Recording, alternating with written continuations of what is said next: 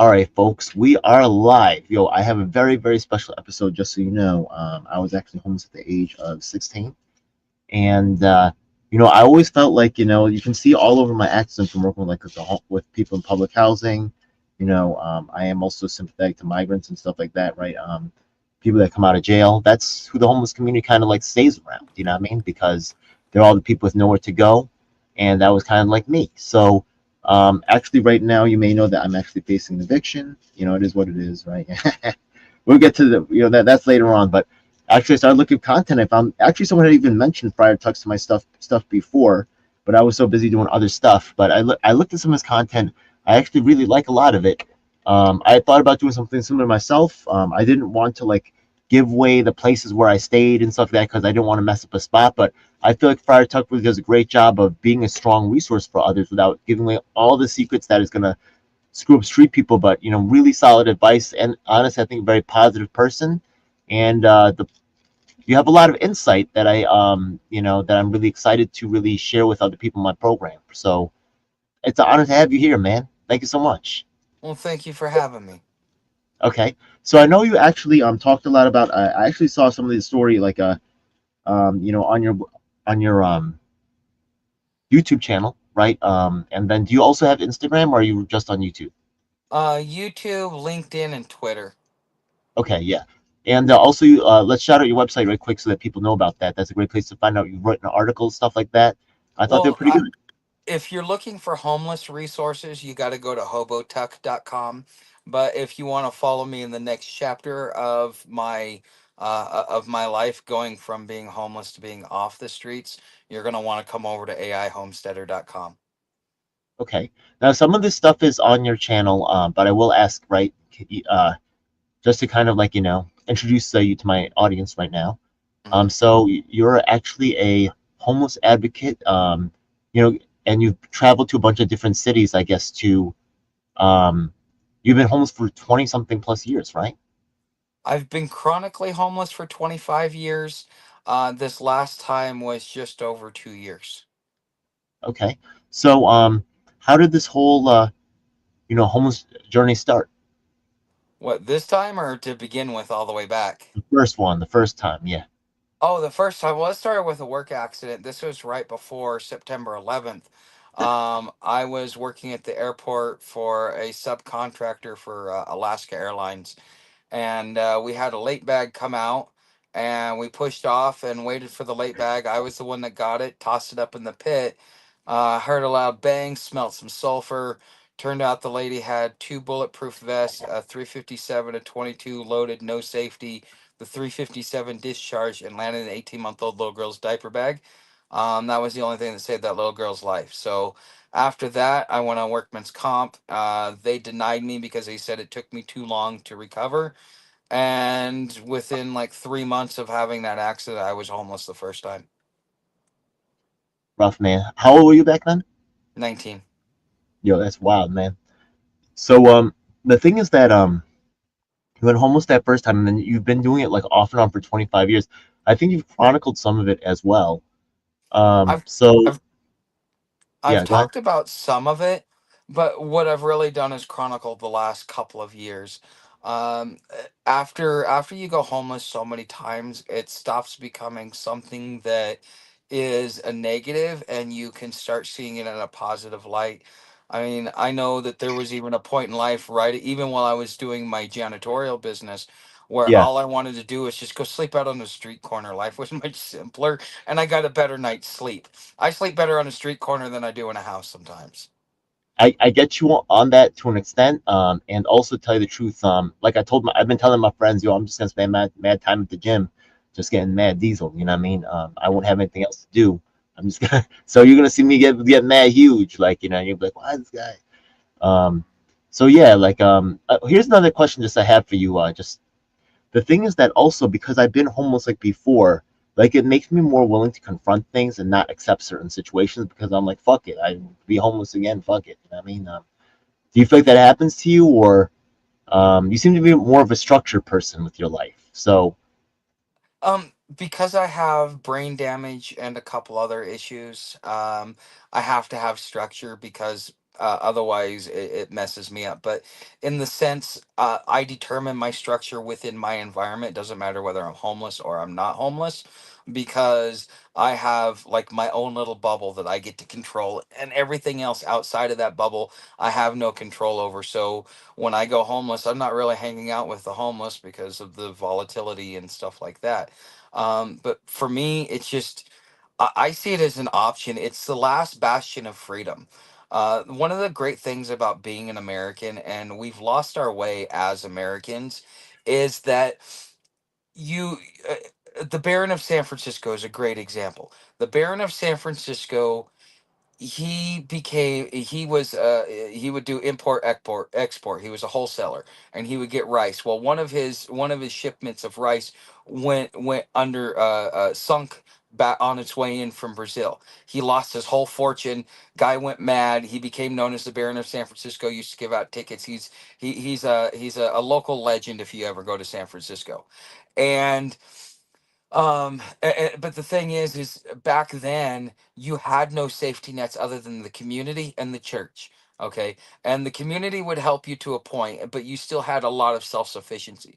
Take away, just move that into the modern era. Instead of the you have your community, you have your friends, your family. As long as you don't burn those relationships, you can still have a successful homeless life, because what you're doing is you're saying, I have this line and I'm not willing to compromise myself, so I am not attached. Because what makes most people homeless is that they're attached to the things in which they have. And if you're attached, then when you lose it, it's going to be psychologically and emotionally detrimental to you. If you're not attached to a roof over your head, because it can come or go, because at one point in time paying rent was like nerve wracking to me, $700-800. What happens if something happens? To where it can be more peaceful, a more sign of freedom, because you're not attached to that roof over your head, which is going to change your decisions. It's going to change what you're willing to tolerate in life, and it's going to also, you can use it as an opportunity to turn over a new leaf and become a new person, because you basically just, think of it like a video game. You just killed your character. You're now regenerating, and you got to start the level over again. It's real simple. And instead of looking at it as a negative thing, it is, you could turn it into a positive if you choose to, as a way to turn over a new leaf. So, for example, this last time I became homeless, I had a janitorial business for 6 years, stayed with my parents for about a year, got to a point where it's like, you know what, this ain't working. I'd rather just go out on the streets. I'm going to document my journey, and I'm just going to figure my way out. Well, it not only was an option, but it gave me an opportunity to turn over a new leaf. So now I get to, instead of being a brick and mortar business owner, now I'm building a business in the digital realm, in the digital economy. Yeah, I like the freedom of your life, man. That's pretty cool. So Hmm. the thing is that you've also been homeless in a bunch of different communities, correct? In the city, on I've been the all over the country, yeah. East So Coast, West Coast. There's some places I haven't been, like New York and New Jersey, but I may end up there this year just to go visit some subscribers of my own. yo, if you come to New York, let's hang out, man. You know what I mean? I really feel like so I actually was talking earlier, right? And then he was like, yeah, New York's supposedly one of like the easiest cities to make it. And I tell you honestly, hell yeah. Like I was actually homeless in the country. Yo, that shit sucked so bad. You know what I mean? Like for me, like there was actually like down here, there's so many. You've been to New York City before? Oh, you never been to New York City before? No, I've been Okay. afraid to go to New York City. I've done Skid Row, and I still won't do New York City. Okay, well, it's not. I don't think it's that bad. It's actually relatively safer. Like the thing is, in Chicago, you hear like gunshots go off like regularly, but here in New York, like it's a lot less. It's not necessarily about the gunshot. See, you're a local, you fit in. That's the thing. But when you're an Plus, outsider and you can't fit in, especially the rest of the world or the rest of the country is completely different than New York. Different culture, different society. Because I mean, you're all crammed on top of each other in a concrete jungle. It's much different than being in like Orlando or even L.A., which still has some country. yes, I guess there's certain situations you won't recognize, or certain situations, or certain mannerisms that might like I'm Yeah, not and sure. that could get you in trouble. There's a lot of people out here from foreign countries that don't really even speak English. Like they're somehow making it right. So. But I get it, right? You gotta do what makes you comfortable, right? You like, I'm not here to rush it or anything. You know what I mean? So, Yeah, no, it's just the reason why I've avoided New York is because um, honestly, I've been told it was worse than Atlanta, and Atlanta's probably the worst city I've ever been in. so that's wild, bro. Cause yeah, like the all the casinos are dead, so it's basically a gutted like wasteland, right? Yeah, you guys are going to turn into what the Rust Belt is. Yeah. Okay, so the thing is that I'm actually very excited to learn about and I've listened to the things, the comments that you had about like the not for profit industrial complex, the homeless industrial complex, things like that.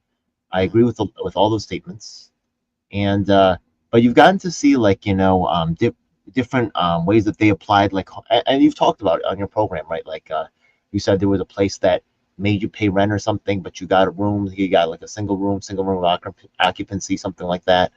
What do you Oh, think were the more? Yeah, go ahead. that was a program that I suggested, is what it sounds like you're talking about.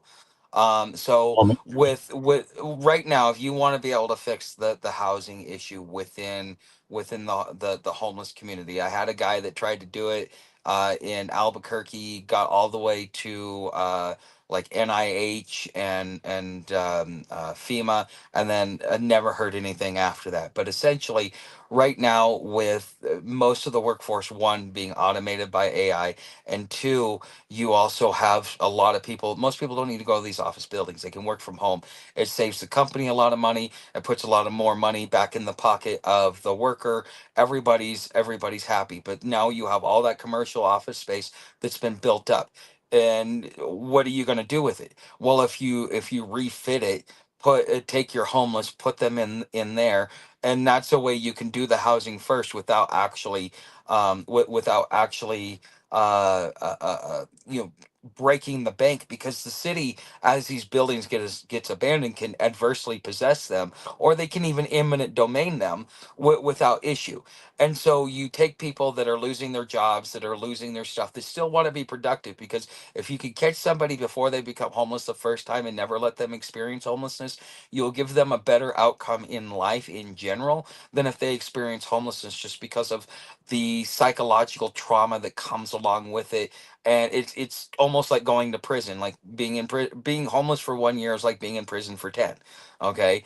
And so what Mm, you would end up doing I don't know is about that, giving but these people, say, okay, the city rents it out yeah. at $300 a room. Well, the thing is, once you get a job, once you start getting an income, because you got to start getting into the digital economy, because it's going to take a minute to build yourself something. But once you get to that point where you can now afford that $300, now that goes back in the city's pocket, and the city's making money on it, so that it actually does not cost the city anything, because you'll probably be there for like another 2 or 3 years paying that money that you the to rent there, while you build your income to be able to go afford a higher rent place, because now you've grown out of that to a So point. Now you're paying more in taxes, you're consuming more, and you're a more profitable consumer to the government, as far as like tax base and their revenue. so I'm So gonna ask a question it's about a that. Like, win-win for the city, and it costs them nothing if they actually look at it from a long-term fix versus, oh, we're just putting $300 a month out. What kind of impact are you making in that person's life to be able to push them forward, to at least educate them, because there are personality traits that make us homeless. Okay. And it's why we end up homeless, because we burn our bridges, and you have nobody left by the time you go outside, unless you're smart enough not to do that. But most people aren't. So you have nothing, and you've destroyed your life, and it's because of certain personality traits that you may be unaware of, that have affected the relationships in which you have, that have put you in the place that you're at. But if you learn that those personality traits are negative and that they're causing you harm, any smart person who no longer wants to feel pain is going to make those changes, such as attachment. interesting, interesting. Okay. Hmm. Um. All right. Cool. That's an interesting observation right there. So the thing is that earlier one thing that you've talked about is different solutions. So actually we had a very interesting discussion earlier about like how laws weren't really the answer, and I actually agree, to tell you the truth. But the thing is that what it sounded like earlier we were talking about maybe have you like maybe a Section 8 voucher you said the city's paying for the rent part of, or sometimes there's shelters that are completely, honestly, a lot of times run like a scam, right? But It's a not lot a of money being taken. scam. Yeah, You now gotta costs are realize, $120,000 a bed, like some crazy amount to the government. yeah, A because the lot. thing is, the government is paying that and willing to pay that, and Yeah. there's a lot of stuff going into that. So But you got to I really realize like your that, thing. You said homeless people should get 50 to 80% of the money. I think that's yeah, really that when that's we're talking about NGOs, yes, 50 to 80%. That includes all care. That includes food, shelter, necessary tools to be able to either be re-educated or retooled. Not all of it has to go directly into your pocket. There are different things that you can do, programs that not-for-profits can offer that are effective. But the problem with the current not-for-profit system, and we're finding this out with Doge, is that most of these not-for-profits are being nothing but money laundering, and a lot of politicians are on these boards getting this money that they are, therefore voting for to be able to spend the federal government so that they can line their own damn pockets, while using us as the homeless as their scapegoats to be able to go, oh yeah, the homeless, we throw all this money on it and it never got fixed. Why? Because it went all in their pockets. Okay, there are effective programs. Like there's a lady uh, out of New Jersey. I can't remember the name of her organization. It's like Helping Hands or something like that. I've been talking with her because I'm working with her through Homeless Entrepreneur. I've been talking with her to, and she's been helping me with some of the stuff that I'm doing. And but she runs a not for profit, and I get to advise her on better programs. At first she wanted to just do a resume program because, there's money out there, it helps people get a job, the government's just going to throw money at it because it's just a blank check. But the thing is, she wasn't offering anything effective. So what I did is I told her, I said, look, the digital economy's up and coming, and plus, the best programs that I've seen in all of my travels is where the shelter or the organization would reach out to the employers, and by the time they have the homeless person coming in, they've already got people that they got fit that they can send into that job. Therefore, the business owner gets a tax write-off because they're hiring somebody that is either on food stamps or some sort of public assistance, and the government gives you a tax write-off there. And then, they also get to use it as part of their branding of, look at what we're doing within the homeless community. Everybody wins because now you've got people that are coming on, going on the streets and coming off as quick as they got on, because you have programs that are working within the community. But most of them want to start up a resume program, and then you wonder why people aren't getting jobs. Because the thing is unless you understand technology and the fact that they're using search engine optimization, and they're using web crawlers to crawl and look for keywords, and if you don't know what keywords to use to be able to get a job, you're going to be pushed off to the side. So therefore, if you don't even understand that basic thing, how is a resume class ever going to help me? actually there's AI now that will actually help you make pretty good resumes. Yes, because it's keywording it for you. It's Yeah, doing all that. it'll do that as I well. have a Do subscriber that as that well. actually tried it out. He said it scared the shit out of him. Well, a lot of people are going to get replaced by. You're right. A lot of people are going to get replaced by the AI. Can do a lot. So we're going to see where this takes us as a society. But Well, actually, just one thing that I want to talk to you also, just to go back to something you said earlier. You talked about, right, how people they became homeless because they had, like, they burned the bridges. But I also feel like there's might be another subset of people that kind of like gave up. You know what I mean? Like, you ever heard, like, in China, there's people who are lying flat, people that feel overwhelmed by, student debt, or, you know, um, other types of, like, large, you know, debts, well, or, to answer increasing costs. Go ahead. to answer your question, I've only met maybe one or two people in my whole entire travels that would fit that description wholly, in the sense that I knew a guy that went off to Vietnam, and when he came back, his his high school sweetheart married somebody else, and he spent the rest of his life on the streets with broken heart syndrome. That does happen, but it's so rare. It's not even. It's like one in so many million homeless people will ever deal with something like that. Now, as far as student debt and how letting that bog you down, that again goes into personality traits.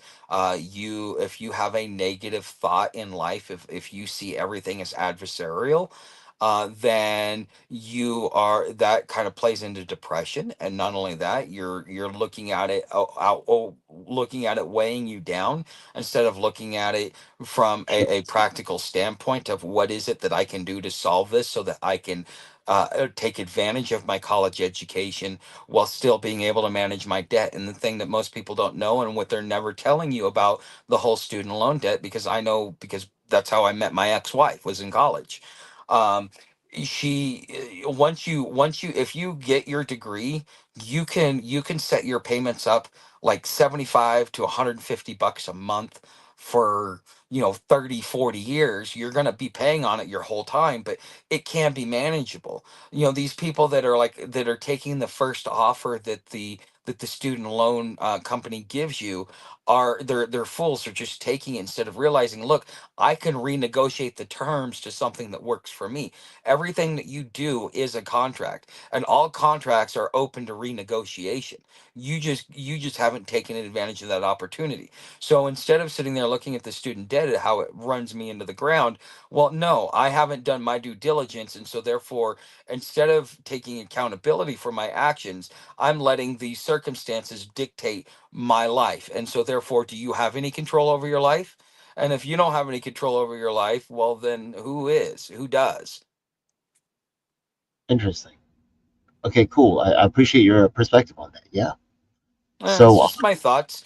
I mean, I've been homeless so long, and off and on, that probably about 10 or so years ago, I started understanding the psychology of what made me homeless, and that's what gave me probably the longest stretch of stability I had in my life. And a lot of people, they don't want to hear it. They want to hear it's an economics issue, it's a circumstance, it's not your fault. Part of it's not your fault in the sense you shouldn't blame yourself. You should look at it as a learning opportunity. People tried to tell you, you didn't listen. Now you got to learn through, the school of hard knocks. Pick yourself up by your bootstraps, learn from your lessons, and realize don't do it again. okay, I want to ask about some other different alternatives sometimes that people use. I don't know if you heard of some. Have you heard of something called woofing? What is that? Okay, there's these organic farms, and then what happens is that it gets like people go and stay there for a while, Mm-hmm. and then they'll actually do the chores for the farm, and then Mm-hmm. they get to stay there for free. Mm-hmm. Sometimes food is provided. Sometimes. You can look it up. Yeah, it's called woofing. Okay. WOOFG. I've had That's some subscribers try and tell me something about it. It was never my interest. I've had multiple people offer me a place to stay while I was on my trip. There was one I almost did, but most of the time I turned them down. I could have been in Texas. I could have been in West Virginia, up there in the hills where it's really, I could have had some fun. Um, but at the end of the day, I've that would never be something that interests me. I prefer standing on my own 2 feet, but again, that's part of my own stability. I feel you. That's cool, man. I appreciate that. So one thing that you talk about, like, because right now, I've kind of I always I always feel real close to the homeless community. I always feel like that's my real peoples. You know what I mean? Hmm. That's just me, though. Maybe you get what I'm talking about. Oh, I Anyways, do. all right, cool. So the thing is that, like, right now, the largest Asian American, activism mobilization in New York City history is happening right now. It may even still be ongoing. There's been, like, I think over 90 days of consecutive protests of street, like, drum banging protests of people fighting against the homeless shelter. Now, I think that one thing is that people are worried about shelters being brought in from outside, people being brought from outside the community, right? The migrant thing. I don't know if you got to see any of that, but then also, Yeah, yeah, I talked about it, and it made me mad. Because you got to okay, realize you've got people that are coming from a third world country. They get extra benefits that we as American citizens don't get, and then they're getting preferential treatment. The city of Chicago, I think they have like 30,000 blacks there, and they want to kick them all out in exchange to bring in the migrants because they all have $3,000 a month that they were getting. It almost started a civil war over that because of all these migrants coming in. And then when you talk about food supply, being in Florida, when I first started out, you could go in for seconds. Now they're giving you half rations and saying good luck. It puts such a stress on the system, and because to be an actual immigrant to come into this country, you've got to have money, you've got to be able to support yourself for 10 years, and you've got to be able to have skills that the country wants and needs because you're adding value to the country. Those people have to have their own stability. Those people aren't allowed to come in and freeload off of the system. But when you let a bunch of migrants come across the border, or being flown in from all countries all over the world, because the what happened on the border isn't the first time we did it. In the 90s, it was the Somalis and another a couple of countries from Africa. Oh wait, and Yeah. then on the West Coast, it was really big with Russians. All the Russians came over to the West Coast. And So so, yeah, yeah, we had this, and this has been a common complaint by Americans for over 30 years. And the thing is, for the homeless, it affects us the most because we're the most vulnerable. At least when the Russians and the Somalis and all those guys came in, they already had housing. They didn't put any stress on the homeless community. But when you're now having to fight for a bed over a migrant, you're now having to fight for food over a migrant. It creates a lot of animosity, as such as in Denver. A lot of the train hoppers were finding these migrants, and they were thrashing them because of the negative effect it was having, and it was just their way of fighting back. And what you're doing is you're creating a powder keg, because the thing is, as AI automates, and then you got to do all this extra competition, people are going to get pissed, and they're going to blow up, and then they're going to take to the streets. And then if they're still not heard, they're going to take to arms. And then eventually this whole shit show is going to come to an end anyways. yeah. So that's pretty wild, man. But you know, sorry, man. Sorry to talk about bring up that subject. That was wild. But Yeah. let's yeah. But so the thing is that I do understand with the community, right? Also, another thing is that the people that they're putting into the shelter, they don't speak Chinese, but the community doesn't really speak English, right? It's a very high concentration of Chinese people on that block. So it doesn't really, the people who are homeless, they're going to come out and they can't get a job, they can't talk to anybody. They like, it's an extra burden for them too. So the thing is that I was thinking maybe the shelter could make a deal with the community where they say they're going to take care of the homeless from that community.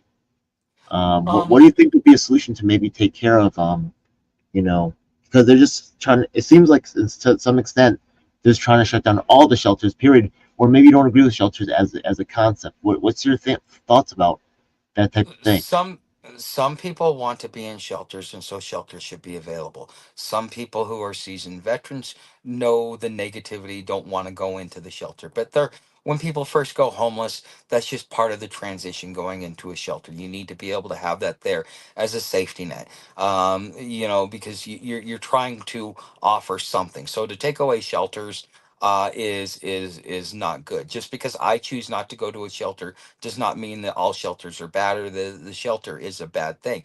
Just it isn't for me, for the way that I like to live.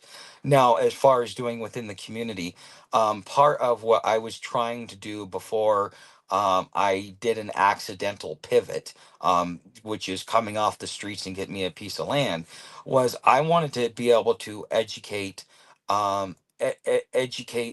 what I like to call the four pillars. First of all, you need to educate the donor class.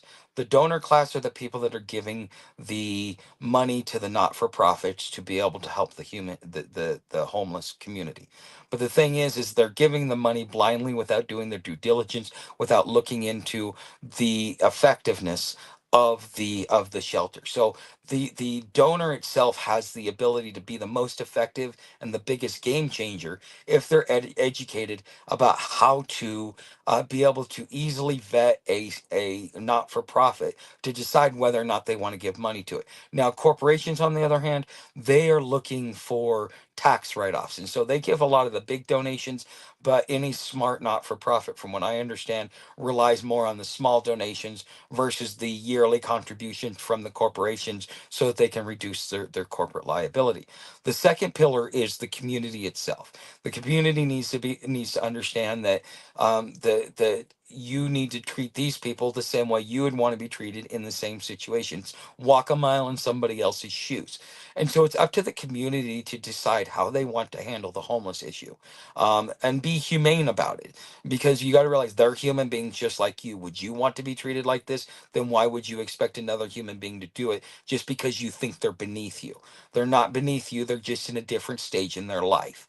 And so, therefore, it is up to the community to come together and say, okay, we want these guys. If you want Chinese speaking people, then what you do is you go talk to the Chinese homeless community and you say, tell everybody to come over here and we're going to give you preferential treatment because you can fit into this community. So, therefore, the shelter will not get shut down because it has support from the community to do the right thing that's not only going to benefit the community while also being humane to the homeless population.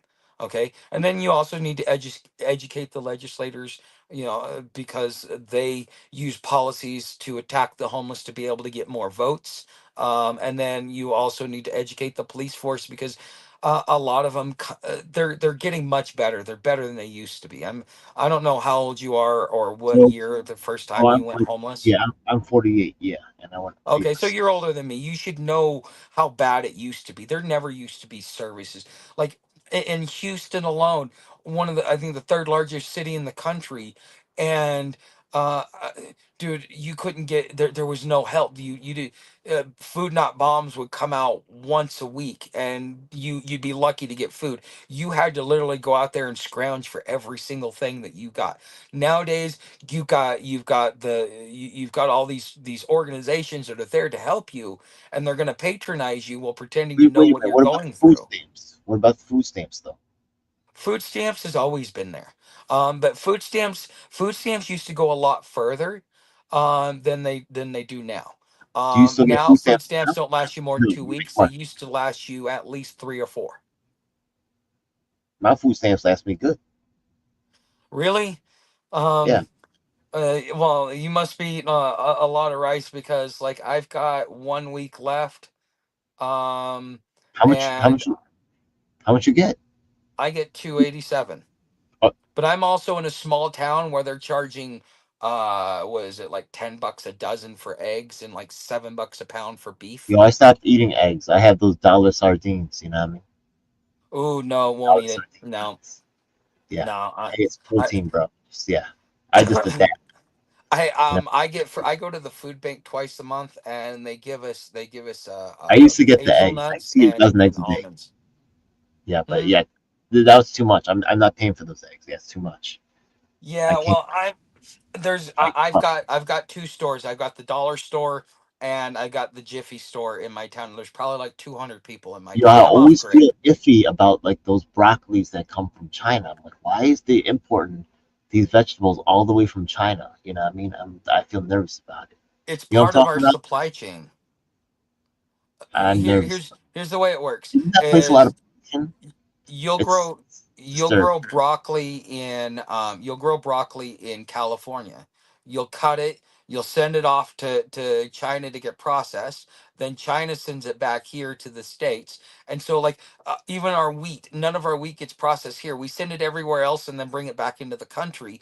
And that's part of the reason why we have the trade deficit we have, is because we don't do anything here. We send all of our stuff everywhere else and then bring it in, and then we're complaining, well, it's coming from somewhere else. But I mean, that's just Talk part of the about the supply wheat right chain. there. Yeah, and the growing stuff. And actually, how did you actually get to actually go from homeless to actually owning property? How did this happen? Okay, so I have this lady that okay. So I spent 2 years building my YouTube channel. Okay, it was a long, hard gruel. I had one video that really took off and was kind of like a game changer for me. Um, and I started making money through my tip jar, through AdSense, and through some of the other stuff that I was doing. That it gave me enough financial confidence. I was making enough money to where I felt okay. I can come to a property.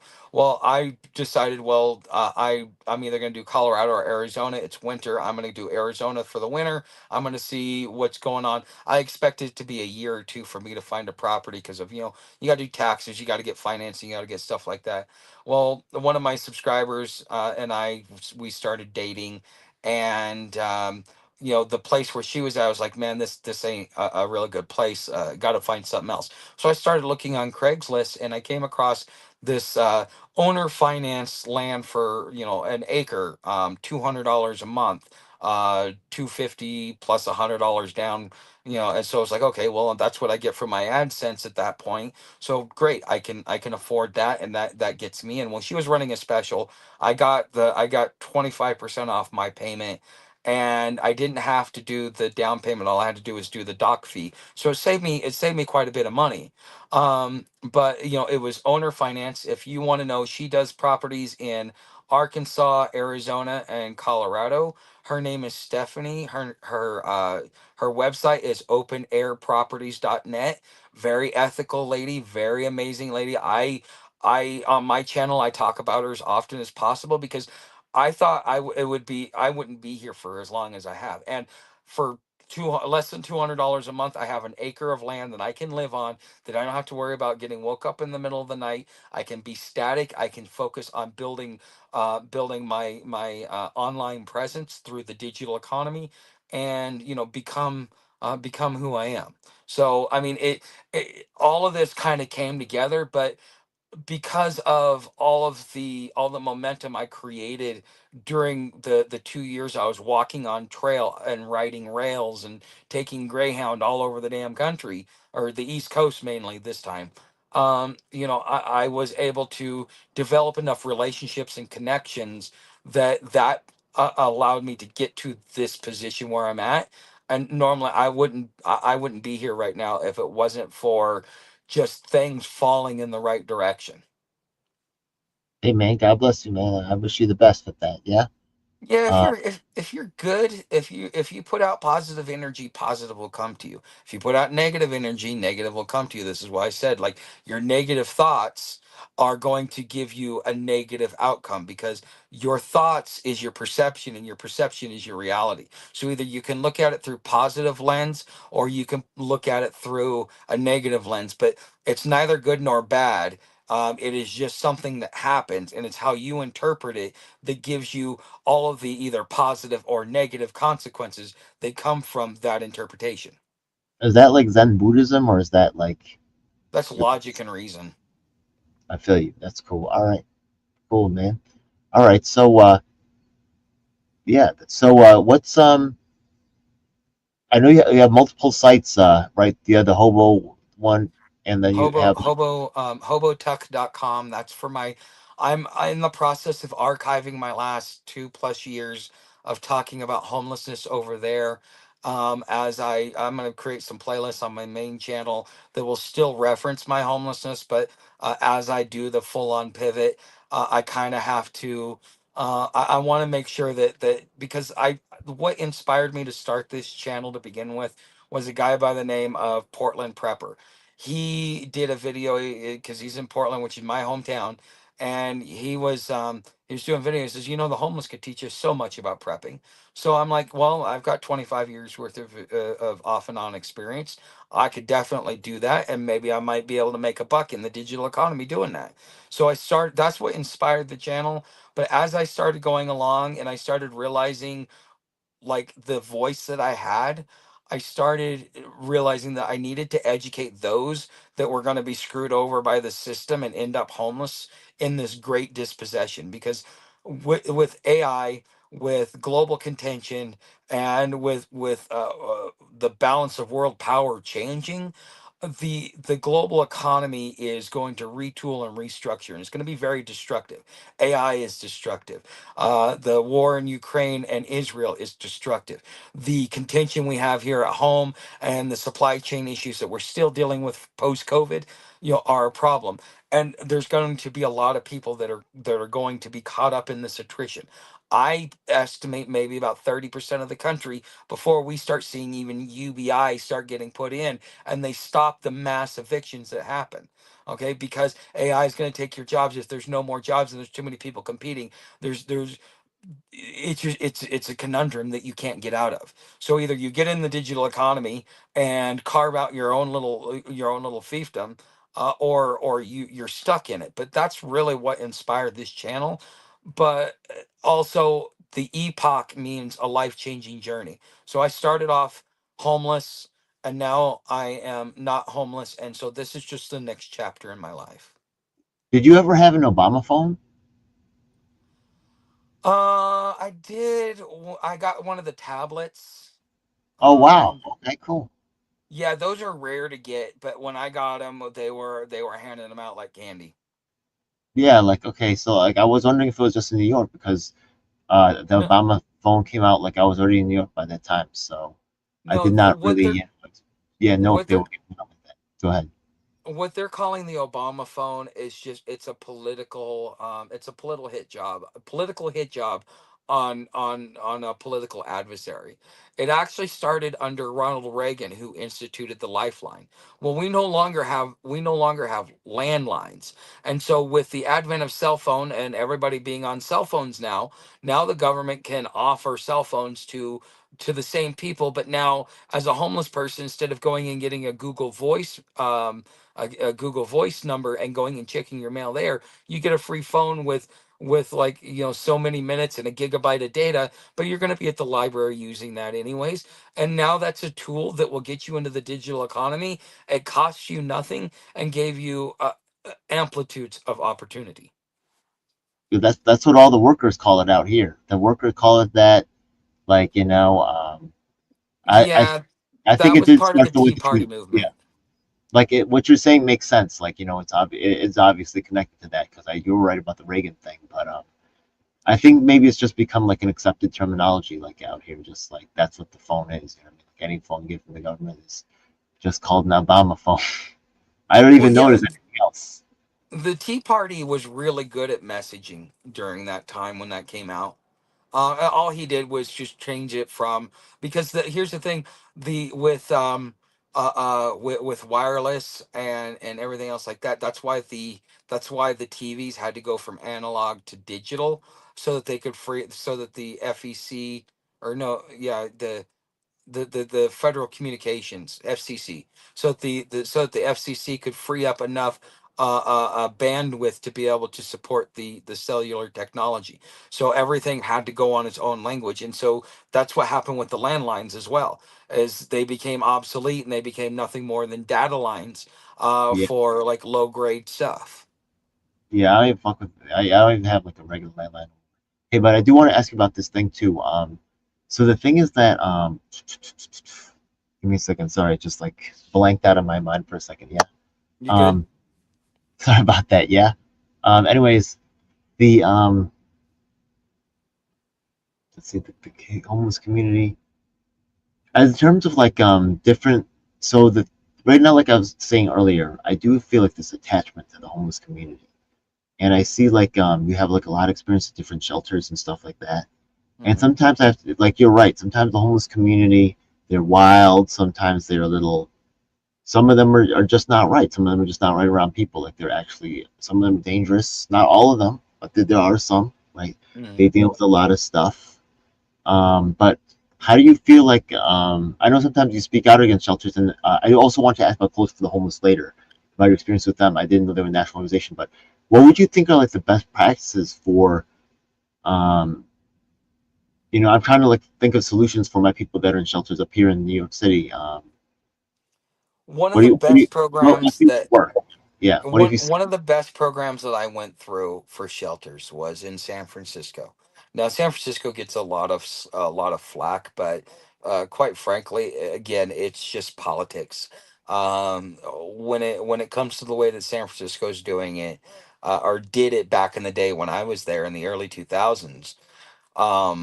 What was it that you would walk into town, you would go to the general assistance office, you would get a hot food card, you would get you would get your food stamps, and they'd hand it right there, and then they would give you a 90-day bed and either put you in one of their three programs. One program was the workers program, one program was the social security program, and I forget what the other one was. In order for me to go to college during that time, I had to work at least part time in order to receive benefits. So they required to work with. I got the same bed every night. I got a locker that was attached underneath the bed, and that locker was where I kept all of my valuables. But I went and I bought my own lock because every 2 weeks you would get $15. And like the first time you go, you buy a lock. But the other thing is that that $15 bought me 3 or 4 pouches of top tobacco, and so I never had to sell my food stamps. I could eat well while I was doing it, and that gave me an opportunity that if I really wanted to go get up on my feet, I could. But the culture of San Francisco is that you can't get a job without having a job. So what I had to learn was you go work at a telemarketing firm so that you could put on your resume that you have a job while you're going applying for the job that you really want, because they won't give you any they won't even look at you unless you already have a job. That was the problem in San Francisco as far as finding work. And even getting good pay was hard, because I mean, I paid $600 a month to share a studio with two other people. I was making $12 an hour in the IT field, so I mean, it was crazy, but that's the best thing for shelters is you got to be able to give them something where they have some semblance of home, so that it can get them to move on to the next stage. Because if you have to keep going in every night to get a shelter, that takes time, that takes energy, that takes away from your ability to be productive and to get off the streets and off the government dole. There's Are you still there? Or did I Yeah, lose I'm you? still here. I'm still here. Yeah, I'm Oh, listening. okay. Yeah. I'm sometimes my signal goes down, but yeah, you got to give those that want the opportunity. Those that don't want the opportunity, they're going to take advantage of it. They're going to be out there. They're going to game the system. But like I said, if you catch people when they're first coming homeless, that is when they have the most motivation to get out of that situation. Because either if they've whether they've experienced homelessness before or this is their first time, they don't want to go back there or experience that. So they're going to have the most motivation to get out. That is when you need to catch people. Once you've left them on the streets for 3 to 6 to 9 to 12 months, at that point in time, it's damaged goods. It's a They've loss of adapted. They've investment. adapted to that lifestyle. Uh, well, not only that, in order to adapt to that lifestyle, you've had to compromise things and do things that you never even thought about. Yeah. Oh well. That's what we say now, but when you're a housey going for the first time, you're not saying, "Oh well," you're saying, "Oh my Yeah, God." that was scary, man. That was scary. But here we Yeah, are. We're you here. We know. made it, man. You got your own place, man. I'm proud of you, bro. You did what, and you're helping other homeless people. It's amazing, man. I'm a huge fan. I like what you're Yeah, doing. well, what my overall hope is that I'm able to get my pivot to really take off the way it is, and to start building my digital income, because I don't want to get rich. I mean, give me 1,000, 1,500, maybe even 2,000 a month if I really want to be like fancy, but I don't need that much money. My property payment's low. All I got to do is just pay for my things around here, and like I don't I'm not a big consumer. I live minimalist in every fashion. Even when I do my dishes, I conserve my water as best as possible. That way it saves me money, and I don't have to worry about it. So if I'm making 10 grand a month, that means that 80% of everything that I make, out of my own profit, from my own wares and from my own goods and from my own blood, sweat, and tears, is going to go a into a not-for-profit program that I want to create myself, that is going to focus on those four pillars. One is to educate the donor classes, stuff like that, but also within the homeless community, because right now All the job programs require you to go get a brick and mortar job. That is a thing of the past. If you go get a brick and mortar job in 6 months, that job may not be there because it got automated. What is the point in doing that? They need to give the, if you want to get into a work program and you say, I'm in the digital economy, because I tried to get in a couple, one in Kentucky, and they turned me down because they're like, yeah, unless you got a W-2, we can't help you. It's like, why do I have to have a W-2? I got money coming in, not a lot, but I need a stable place to build my income. Oh, well, no, no, no, no, we can't help you. You need to go get a job at McDonald's, then we'll help you. You know, just like Houston. Oh, well, we can't help you. You don't have a drug addiction. Go develop a drug addiction and we'll help you. That's the way it is. You know, if you cannot be, if they cannot get money for services to be able to offer you, because you don't suffer from mental health, you don't suffer from drug addiction, you don't suffer from a lot of the crap that puts people homeless, or that they have developed while being homeless. Well, all of a sudden, well, we can't make money off you, so we're not going to help you. And those are the people that they should be helping. That's why they're getting the money, you know, but yet they choose to put it on people that will be return customers. Yeah, there's a lot of weird things like at the shelters, for example, right? Like they'll have like a lot of freebie giveaways, but they'll be like done in weird ways. Like, you like if you there was like one deal where if a guy like walked like, 2 miles every day, like he would like, at the end of like 100 days, he would like earn a pair of sneakers and like, other like publicity types. Some of them were a lot of t-shirts, right, with advertising this or that. Dude, those shoes wouldn't even last. He'd go through two pair of shoes just to get that, just to get one pair of shoes. A pair of Just shoes some only stuff lasts you 300 miles. so yeah, just like some weird stuff like that. It was just sometimes the things that are given, they're just like a hodgepodge of crap that gets thrown together. It's not really I feel like it could be better planned somehow. You ever get that feeling? Like around the homeless My act you said?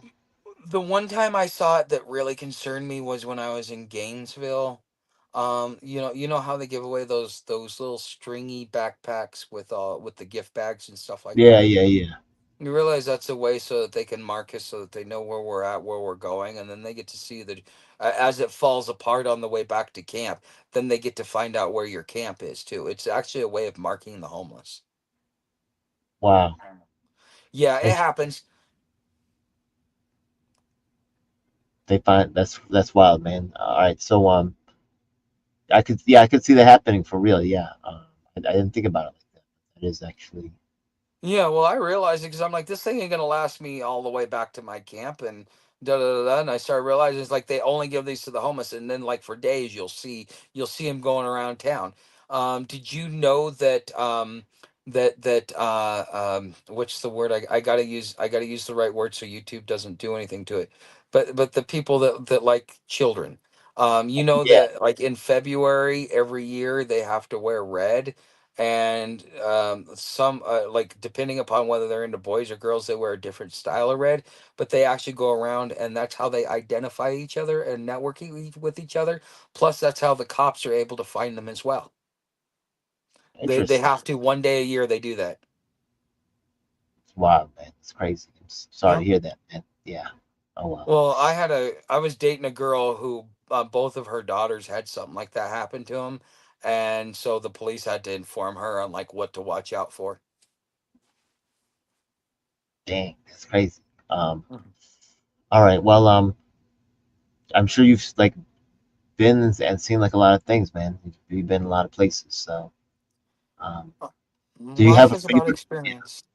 If you had to be homeless somewhere, I maybe would you choose where you are right now, right? But where would you choose if you like, if you had to choose out all the places you've been? Depends upon what I'm trying to accomplish. Give me some goals and I'll tell you where I might look.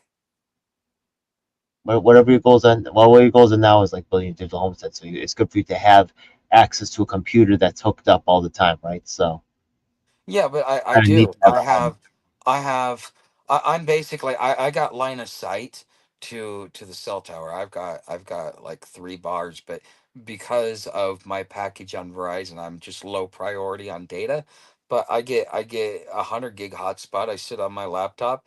I'm I'm I'm in a small town out in the middle of nowhere, but I still have digital. That's the thing about what how the world is changing. Right now, cell phones, next year, you should expect your cell phones to start coming with capabilities to connect to Starlink so that you can get better connectivity.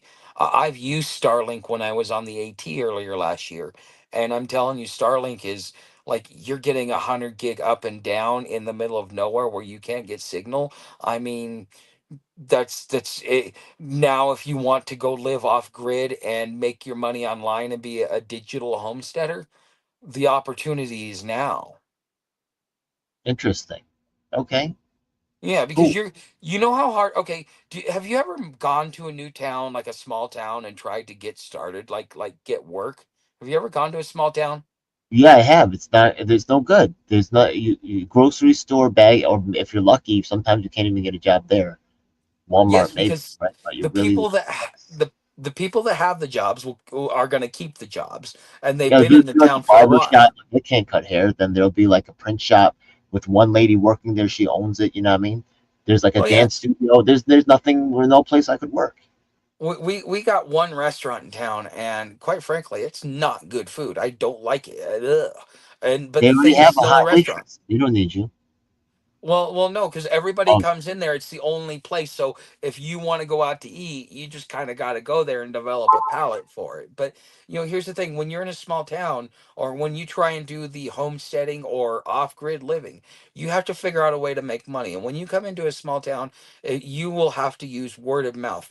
Unless you're making your money online and you have your own connection, the community itself is, because of how old it is, and we're still in the transition, it's still on paper. Okay, so their whole ideology is you got to get to know them for 6 months to a year before they might offer you a little bit of work. But it's so poor out here because most people are on social security or low income, and there's a little bit of people with money out here, but they're just like snowbirds and stuff like that. They just come up here during the summer, but during the winter they're gone. And so, I mean, they contribute to the local economy to keep everything going. But if you want to move and go into the homesteading lifestyle, you better either have a lot of money saved up, or you better have a job lined up, or you better be in the digital economy. And quite frankly, the path of least resistance is to be in the digital economy, take advantage of it. And instead of making money traditional, instead of being a traditional homesteader, you're just a digital homesteader. It means you make your money online instead of making your money at brick and mortar. But here's the thing: I've traveled up and down the East Coast for 2 years. Okay, how could I have made any stable income with all those travels without the digital economy? yeah, beautiful thing, man. Thank God for the internet, right? Oh, we live in a beautiful time, scary and great at the same time. All right. All right, my brother. So I think that's pretty much a nice introduction to your stuff. Once again, it's hobotuck.com. And any other particular websites that you or social media that you want to share right now? Just my if you want to know more about the digital economy and how to become a digital homesteader, come on over to aihomesteader.com. If you just want to be involved and understand my story when I was homeless, come on over to hobotuck.com, or just visit me on the Epoch of Friar Tuck, which is that's my channel name, the Epoch of Friar Tuck. Oh, and just before I end, I do want to ask about some other things. Is Coalition for the Homeless? Is that a national organization? Because I know there's one in New York Yes. City. Okay, so I think that there was some type of like you said you have a difference of opinion between yourself and Coalition for the Homeless or something. Me and Coalition for the Homeless do not see eye to eye because okay, because I know homeless entrepreneur is an international NGO. He's based out of Spain. He actually got to know the guy that that that uh, uh that proposed the housing first. What was in like Norway or something like that. Okay, well the guy Right? that got that to go. The thing is he was talking to homeless entrepreneur, and he was saying that they took what he did because it was meant for people like me and you who were productive citizens who could go back and return back to the community, not for the dilapidated and all the other stuff that they're doing. And so instead, what they did is they put everybody that would be a return customer in there, and those that could stand on their feet are left out on the streets because there's no programs for them. And so they took a good idea, and they tried it in New York in the 70s, and they've been trying it all over the place. And even in Gainesville, they're doing housing first. But you want to know the only people that get housing? People on Social Security that have a check. And once you have a check, you don't need help with housing. You need help with housing so that you can get that check. And instead, what they do is they wait for you to have the check to get the housing and say, look at how we're doing, saving the homeless issue. Look how we're reducing homelessness. No, you're taking a bunch of seniors who can't afford rent. You're now putting them in a three-bedroom apartment where they're now roommates instead of being able to live by themselves, and then saying that you're fixing the homeless problem. That's not how housing first was supposed to work. And that's Yeah, why they don't like me. things get transformed. Yeah, that's good that you're revealing some of this stuff out here. Yeah, Yeah. but I think you have a good relationship with the homeless entrepreneur.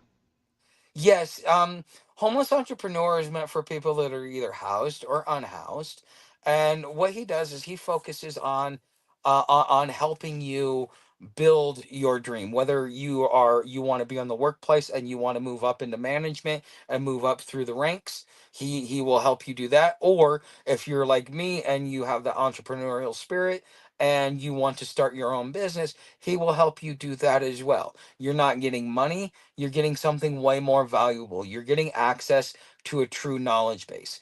Because him and I are kind of in the same space, and so on and so forth, I get to talk with him directly. And one of the things I can tell you is that the knowledge, the information, and the stuff that he's passed down to me is way more valuable than any dollar he could have given to me, and it has helped move me into the direction I'm in.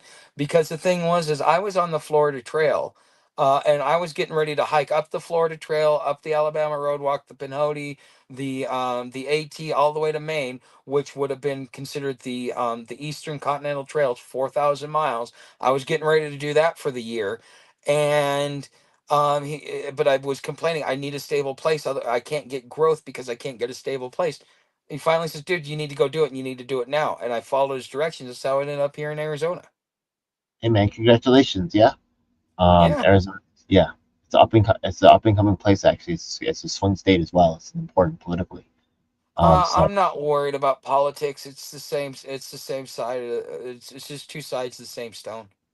I also want to. I'm sorry. I just want to get so much information from you. I do really appreciate your Go for it. perspective. Ask whatever questions Another you thing, want, man. another thing that I'm you here said for you. before, because I was saying like maybe I could help like try to pass some laws stuff like that, and you brought up a good point about you said the laws aren't always something that always works, and that you're absolutely right. The thing is that right there's a law in the books and there's a law in the streets, and those things are, and I guess homeless people know this more than anything, right? Yeah, there's a law in the books, there's a law in the streets. It's not the same thing. And then there's the law that the cops enforce. Exactly, right? Yeah, the law on the street, right? Yeah, or yeah, what's enforced, what's not enforced, exactly. That's its own like little code thing that's going on. Um, right, what's your I guess you're just like a resource to help people that are like facing homelessness, right? Figure out how to get it done and stuff like that. So Whether you're that's preparing to cool. be homeless, you are homeless, or you want to get out of homeless, I've got content that will help you along the whole way.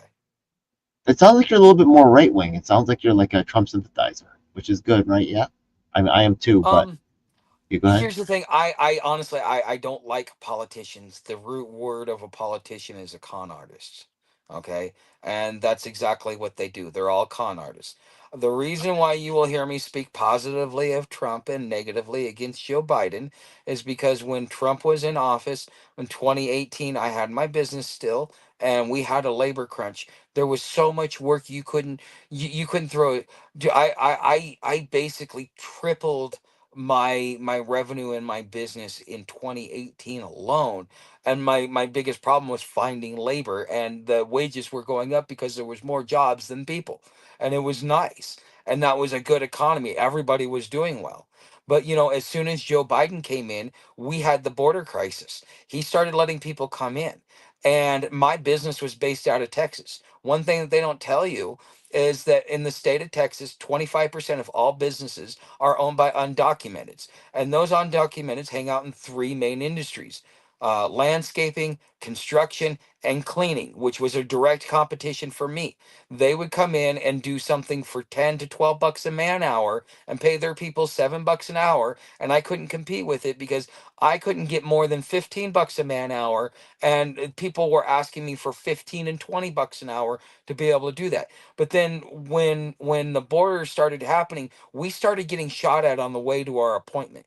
I lost my business because of that. I would have never been homeless because of that. I weathered the labor crunch. I weathered the lockdowns. I weathered everything until that came, and that was So one these were thing I like couldn't overcome. gangbangers who were trying to like intimidate you out the industry. No, no, they're cartels. My best friend, who is also my former business partner, he's had his property burned down 3 times, once by tweakers, twice by cartels. The cartels are trying to run him off of his property. There is, it is an actual war zone there. If the cartels decide they want something, there is an actual war going on in our southern border that nobody wants to talk about, and I happen to be one of the early casualties of it. Texas is having a mass exodus. You couldn't, for about a year to a year and a half after I closed my business, you couldn't find a U-Haul to get out of the state because everybody was grabbing a U-Haul and leaving. Texas has got a mass exodus. Everybody went to Florida. I I heard a lot of people move to Texas though. Isn't Texas like actually like a large populous state now and stuff? They've A lost a lot lot. They a lost a lot of people lot move to because of what California and move to happened with the Texas. border. Oh really? I could see that Yeah. happening as well, right? I could see that happening as well. Yeah, like the Yeah, constant people. Joe Biden basically declared war on the American citizen, because if you look at the job numbers over the last 4 years, there's two groups that they do. They do the foreign born worker and the native born worker. The native born worker is not the preferred worker. They are generally, we actually have a higher unemployment rate. The native born worker is the preferred worker. They have a lower unemployment rate. Native born workers are having wage decreases, while foreign born workers are getting wage increases. So all this wages going up and all the jobs and stuff like that, they're all being taken by foreigners. So it's not necessarily about, am I left wing or am I right wing? I'm an American and this is my home, and I don't want it destroyed by incompetent governance. Wait a minute, because when you're on Fiverr and stuff like that, the digital economy, you're always competing with people from like if you're coding, people are always like, "Oh, I'm from India. I'll code you stuff for you." But that's the Yeah, digital economy. That's different than yeah. in my home. Okay. Uh, Uh, I, I I go to work somewhere and I compete with somebody for a job. I don't invite my job to my home. You see what I'm saying? okay, I understand. Okay, Because I'm competing on quality, and there are people out there that want to buy from American people because they don't want to deal with the language barriers or the customs and stuff like that. As American, you're just competing. But there's a difference between, now I'm not only competing with you for basic resources in my local community, but now because you're there, you're now putting a crunch and making my rent go up, making my food go up, and taking my job.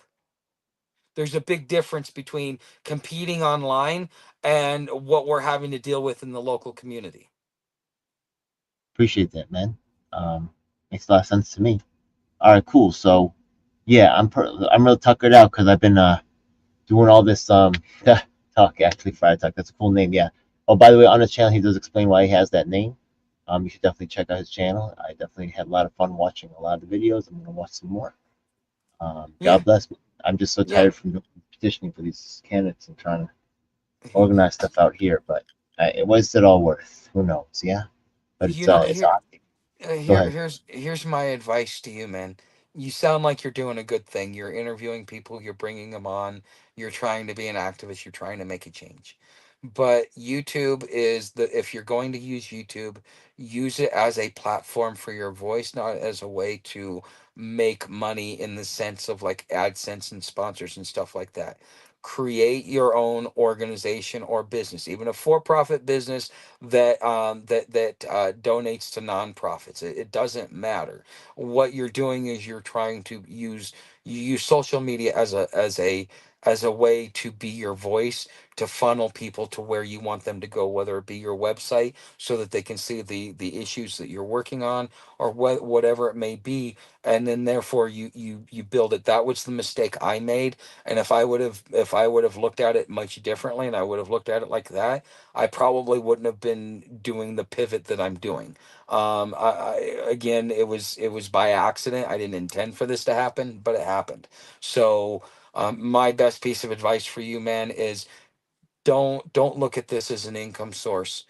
Build your own platform, because in 5 years, YouTube, Google, they may not even be here. Chatbots are turning into search engines, they're turning into to your advertisers, and so AdSense isn't going to be there. So if you're not building something of value that can be taken offline, that you can make money, whether it be, gathering donations for a specific cause, for a specific person, telling stories. You and homeless entrepreneur, you might like the way that he does it. You might take some of his things, because he puts out the voice of the homeless community. He goes to the WEF once a year and does like a 150-kilometer walk, and then gets to actually bump elbows with a lot of those people at the WEF, and to get them to be able to hear the plight of the homeless man.